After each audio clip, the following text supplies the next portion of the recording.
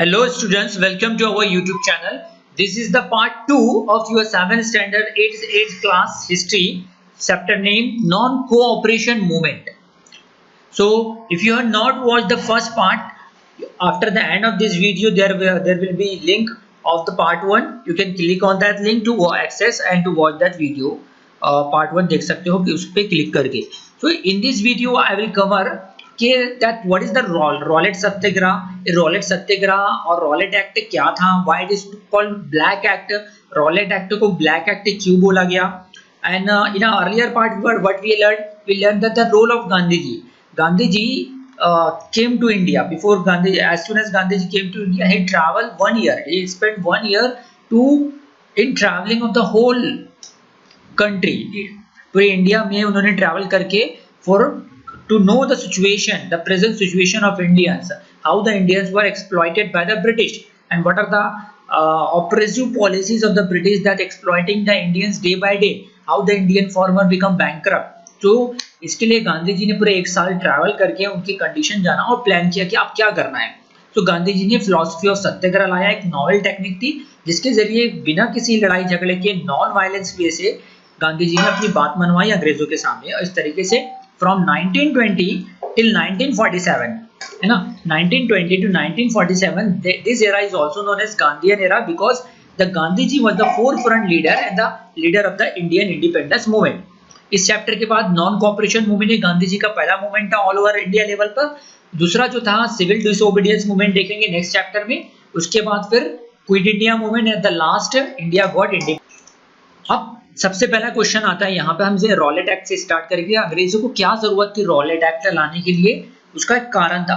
Because there was, you heard about that the first world war. 10th standard में जब आप जाओगे तो वहाँ हिस्ट्री में पढ़ोगे first world war and second world war.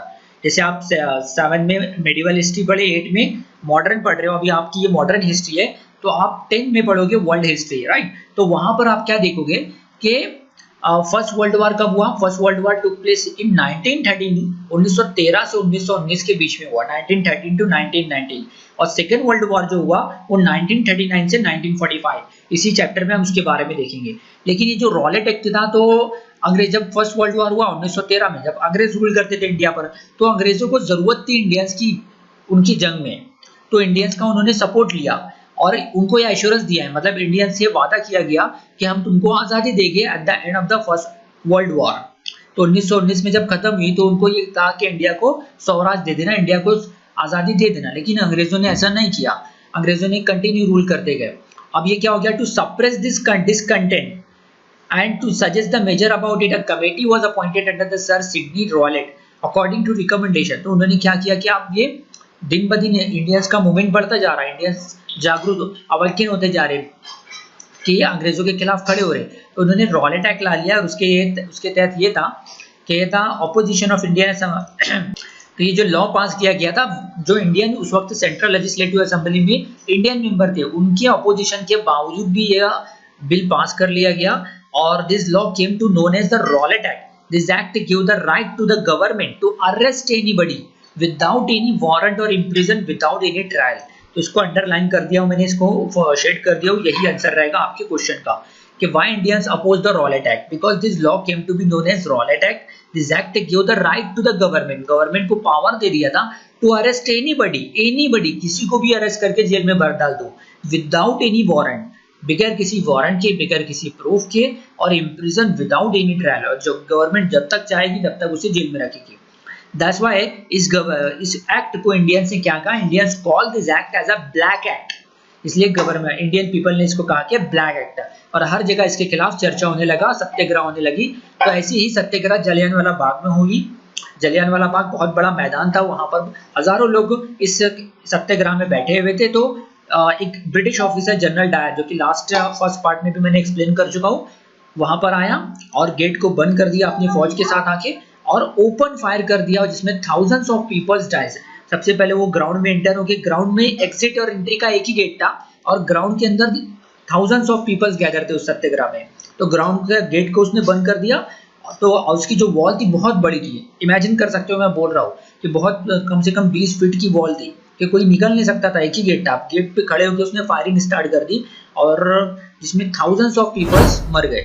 तो उसके प्रोटेस्ट में जो हमारे बहुत से इंडियन लीडर थे, तो गवर्नमेंट ने उनको जो भी अवार्ड दिया था उसको वापस कर दिया। फॉर एग्जांपल रविंद्रनाथ टैगोर ने, ब्रिटिश गवर्नमेंट ने उनको सर का अवार्ड दिया था, sir the as a protest against the massacre, Rabindranath Tagore gave away the title of sir bestowed on him by the British government.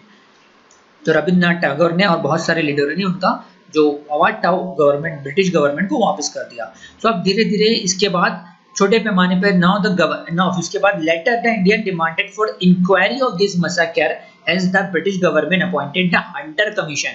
लेकिन हंटर कमीशन अपॉइंट किया British government ने, लेकिन Hunter commission ने report क्या दिया government को कि general Dyer जिसने ऑर्डर किया था फायरिंग का इनोसेंट पीपल पे, मासूम लोगों पर, बेगुनाह लोगों पर फायरिंग का, तो उसने सही करार दिया कि general Dyer was right. So now अब उसके बाद क्या हुआ मूवमेंट देखेंगे, Khilafat movement. The Muslims all over the world regarded the ruler of Turkey as their religious leader. जो अभी नहीं, उस जमाने में मतलब 200-300 साल पहले की बात है, few Muslims consider the Turkey का जो लीडर था उसको उनका खलीफा मानते थे, रिलीजियस लीडर मानते थे। During the first world war the Turkey fought against the British to get the support of the Indian Muslims in the war. जो फर्स्ट वर्ल्ड वॉर में क्या हुआ था, टर्की ने अंग्रेजों के खिलाफ खड़े हुए थे। फर्स्ट वर्ल्ड वॉर है ना, तो बहुत सारे कंट्रीज उस वॉर में थे, तो ब्रिटिश एक साइड में था और ब्रिटिश के ओपोनेंट में टर्की था। तो अब ब्रिटिश ने बदला लेने के लिए क्या किया था, British had assured that at the end of the war the खलीफास empire will not be harmed. तो उसमें जो ब्रिटिश जिस ग्रुप में था तो वो ग्रुप जीत गया था, बाकी का टर्की, जर्मनी वो ग्रुप हार गया था। तो ब्रिटिश ने इंडियन से वादा किया था, क्योंकि वहाँ पे इंडियन मुस्लिम से कि ब्रिटिश वहाँ के एक खलीफा को आप कोई तकलीफ नहीं देंगे, वहाँ के डिसॉल्व नहीं करेंगे। But after the end of the first world war England didn't stick to its assurance. A tide of great discontent arose among the Muslims. The movement started. तो इसका फायदा उठाते हुए गांधी जी ने क्या किया कि Indian Muslims to create a Hindu Muslim unity को और बढ़ाने के लिए, ताकि हिंदू मुस्लिम मिलकर रहे, खिलाफत मूवमेंट गांधी जी ने स्टार्ट किया with the help of Ali brothers, Maulana Mohammad Ali and मौलाना शौकत अली की हेल्प से लेके उन्होंने खिलाफत मूवमेंट को आगे बढ़ाया ताकि हिंदू मुस्लिम यूनाइट हो। एंड द खिलाफत movement Khilafat committee accepted the Gandhiji proposal to following the non-cooperation to the government and Hindu-Muslim unity was seen especially during this period. अब next part is about the chapter name. जो chapter नाम ही है non-cooperation movement, actual में है क्या? The concept behind the non-cooperation movement was that the British government in India is dependent only on the cooperation of Indians. जो British government ने India में जो हुकूमत कर रहे थे और इंडियंस को गुलाम बनाए रखे थे, वो इंडिया की हेल्प ले गई। तो जब इंडिया ही अगर उनको सपोर्ट करना छोड़ देंगे, इंडियन लीडर ने डिसाइड किया कि अगर हम इंडियंस उनको सपोर्ट करना, उनको कोऑपरेट करना छोड़ देंगे तो वो कोलैप्स हो जाएगी, वो नहीं रह पाएगी। तो that's why they adopted the non cooperation movement. We will not support in any way to the British government. So उन्होंने क्या किया कि जो गवर्नमेंट ऑफिसर्स थे इंडिया, जो भी जैसे मोतीलाल नेहरू, चित्तरंजन दास, ये सब जो थे गवर्नमेंट लॉयर थे, उन्होंने प्रैक्टिस को छोड़ दी। जो गवर्नमेंट स्कूल में पढ़ते उन्होंने गवर्नमेंट स्कूल छोड़ दिया और नेशनल एजुकेशन और इंडियन लोगों की बनाई हुई स्कूल यानी कि नेशनल स्कूल को प्रमोट किया। And they boycotted, not to, boycott का मीनिंग क्या है, not to use, right, boycott the coming elections and boycott and bona fide foreign clothes. तो उस जमाने में फॉरेन क्लोथ्स की बहुत मांग थी, तो जो विदेश मतलब इंग्लैंड से आने वाले क्लॉथ की इस्तेमाल ना करने की डिसाइड किया गया कि हम ये डिसाइड करते हैं कि we will not to use the foreign clothes and foreign accessories. अब ये इंपॉर्टेंट है कि दे नॉन कोऑपरेशन मूवमेंट जो रेजोल्यूशन पास हुआ, कहाँ पास हुआ, ये जो हुआ नागपुर में हुआ in the 1920 session of the Indian national Congress held at Nagpur. This में आस्क्ड इन कॉम्पिटिटिव एग्जाम्स। तो इसका असर भी देखने मिला इन 1921 जब एक ब्रिटिश प्रिंस वेल्स आया इंडिया में, तो उसने देखा कि हर तरफ दुकानें बने, रोड सुनसान है, रोड पे lonely roads and closed shops welcome the prince. This movement spread from planter in Assam to workers in Bengal. हर जगह ये movement spread हो रहा था। So to bring this movement under control, the British government ने क्या किया, suppressive movement start किया। suppressive मतलब जुल्म किया, उनपे लाठीचार्ज किया, उनपे उनको गोली मारी गई।